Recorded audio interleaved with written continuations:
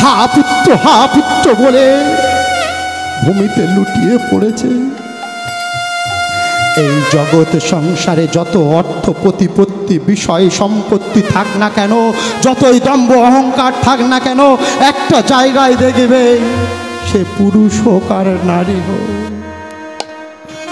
সন্তান স্নেহ বলে যে দুর্বল একটা স্থান আছে।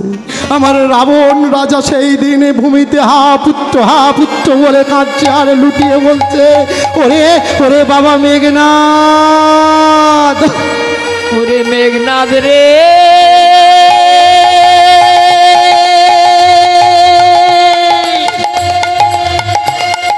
ওরে পুত্র আমার,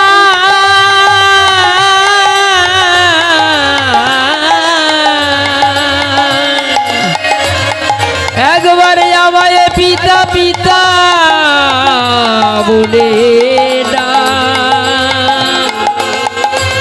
আর আমায় পিতা পিতা বলে ডাকিবে।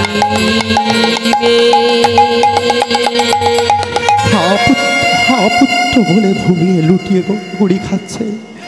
এমন সময় ছোট্ট তরুণী সেন এসে বলছে, জেঠুমণি, ও জেঠুমণি, তুমি কাঁদছো কেন?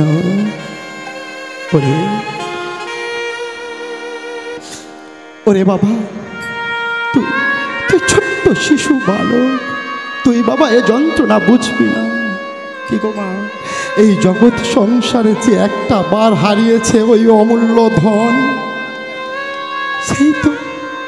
সেই তো জানে যে এই বেদনা কত দূর যায়। এই বেদনা কোনোদিন কাউকে বলে বোঝানো যায় না। তাই আমার রাবণের রাজা সেই দিনে বলছে, ওরে ওরে তরুণী, তোকে আমি কি বলবো? তুই ছোট্ট বালক, তুই তো বুঝতে পারবি না। বলো জেঠুমণি, বলো তুমি কাঁদছো কেন? বারবার যখন জেঠুমণি বলে চিৎকার করে তরুণী আমারে করজোড়ে বলছে, জেঠুমণি বলো, জেঠুমণি তুমি কাঁদছো কেন? আমার রাবণের রাজা স্থির থাকতে পারলেন না।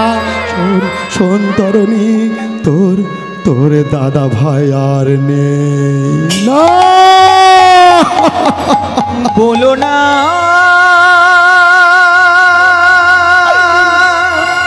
তুমি অমন করে,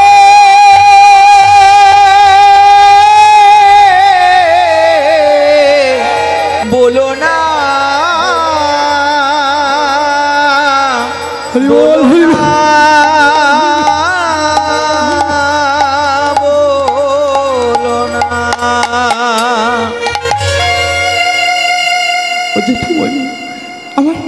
আমার দাদা ভাইয়ের কি হয়েছে? ওরে তরুণী, তোর দাদা ভাইকে যে লক্ষণ শেষ করে দিয়েছে। না না জেঠুমণি, আমি ওদের কাউকে ছাড়বো না।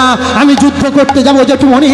তুমি একটা বার আমাকে অনুমতি দাও, তুমি একটা বার আমাকে যুদ্ধে যাওয়ার আদেশ দাও জেঠুমণি। আমি ওই লক্ষণকে, আমি ওই রামকে শেষ করে দেব। চুপ কর, তুই ছোট্ট বালক, তুই কোথায় যাবি? তুই কাদের সঙ্গে যুদ্ধ করতে যাবি বলছিস তুই জানিস? হ্যাঁ জেঠুমণি, যারা আমার দাদা ভাইকে মেরেছে তারা আমার শত্রু, তাদেরকে আমি কাউকে ছাড়বো না। শোন তরুণী, এইভাবে তুই উদ্গ্রীব হোস না। একটা কথা শোন, ওরা যে অনেক শক্তিধর। না জেঠুমণি না, আমি যুদ্ধে যাব, তুমি আমাকে অনুমতি দাও। যখন এবার জেঠুমণি অনুমতি দাও করছে, আমার রাবণ আর স্থির থাকতে না পেরে একটাই কথা বললেন, অনুমতি যদি নিতে হয় তবে যা তোর মায়ের কাছে।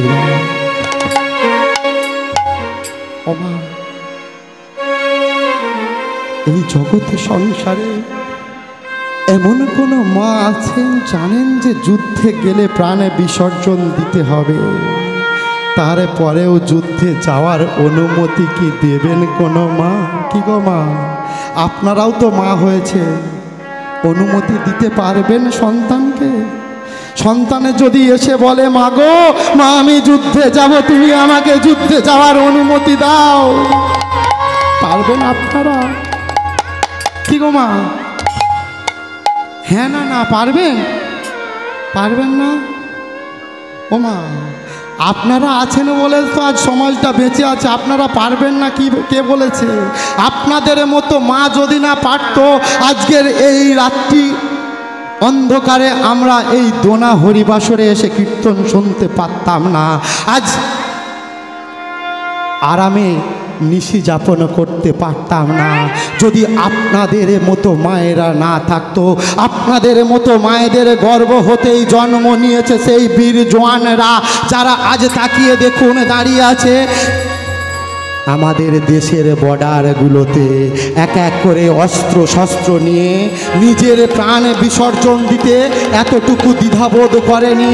সেই দিন দেখুন আমার মা শর্মাও এই মায়েদের জন্য, এই মায়েদের প্রতিনিধির মতো দাঁড়িয়ে তরণীকে বুক পেতে দিয়ে জড়িয়ে ধরে বলেছিল, ওরে ওরে বাবা তুই তুই এই বয়সে যুদ্ধে যাবি, শোন বাবা, তবে তবে তোকে আমি যুদ্ধে যেতে মানা করব না, আমি আমি তোর সেই মানা রে, আমি তোকে যুদ্ধে যাওয়ার অনুমতি দিলাম।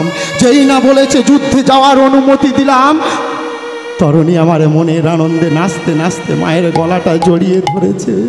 আরে মা আমার ওই চাঁদে বদন দেখছে, আরে বলছে ওরে তরণী তুই তুই একটা বার আমার সামনে আয়, আমি তোকে ভালো করে সাজিয়ে দিই। মা যুদ্ধে যাচ্ছে কার সঙ্গে গো? রামের সঙ্গে। যে যুদ্ধে গেলে মৃত্যু অনিবার্য, সেই রামের সঙ্গে যুদ্ধে যাচ্ছে আমার তরণী, আর সেই যুদ্ধে যাওয়ার জন্য মা আমার সাজ